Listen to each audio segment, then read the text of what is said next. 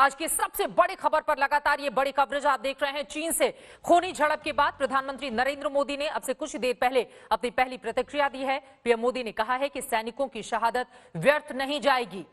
मोदी ने कहा कि भारत अपनी अखंडता के लिए पूरी तरह से प्रतिबद्ध है और कोई भी हमारी ताकत को लेकर भ्रम में नहीं रहे।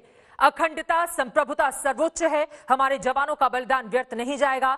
भारत शांति चाहता है, लेकिन उकसाने पर यथोचित जवाब देने में पूरी तरह से सक्षम है। सुनिए प्रधानमंत्री नरेंद्र मोदी को। पूरी मानवता के कल्याण की कामना की है। हमने हमेशा से ही अपने पड़ोसियों के साथ एक कोऑपरेटिव और फ्रेंडली तरीके से मिलकर काम किया है। हमेशा उनके विकास और कल्याण की कामना की है।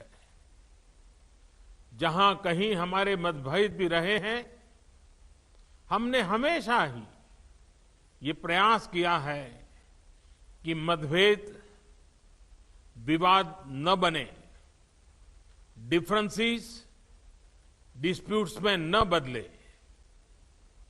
हम कभी किसी को भी उकसाते नहीं हैं, लेकिन हम अपने देश की अखंडता और संप्रभुता के साथ समझौता भी नहीं करते हैं। जब भी समय आया है, हमने देश की अखंडता और संप्रभुता की रक्षा करने में अपनी शक्ति का प्रदर्शन किया है, अपनी क्षमताओं को साबित किया है।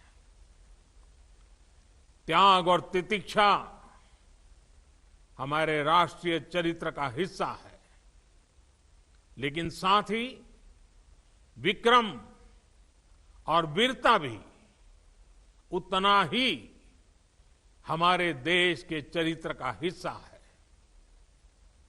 मैं देश को भरोसा दिलाना चाहता हूं, हमारे जवानों का बलिदान व्यर्थ नहीं जाएगा।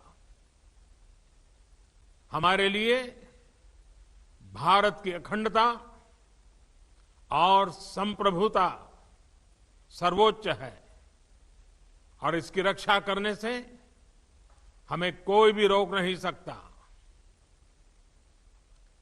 इस बारे में किसी को भी जरा भी भ्रम या संदेह नहीं होना चाहिए।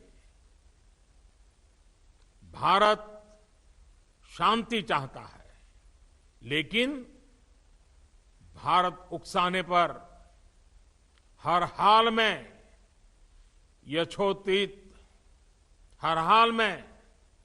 यथोचित जवाब देने में सक्षम है। और हमारे दिवंगत शहीद वीर जवानों के विषय में देश को इस बात का गर्व होगा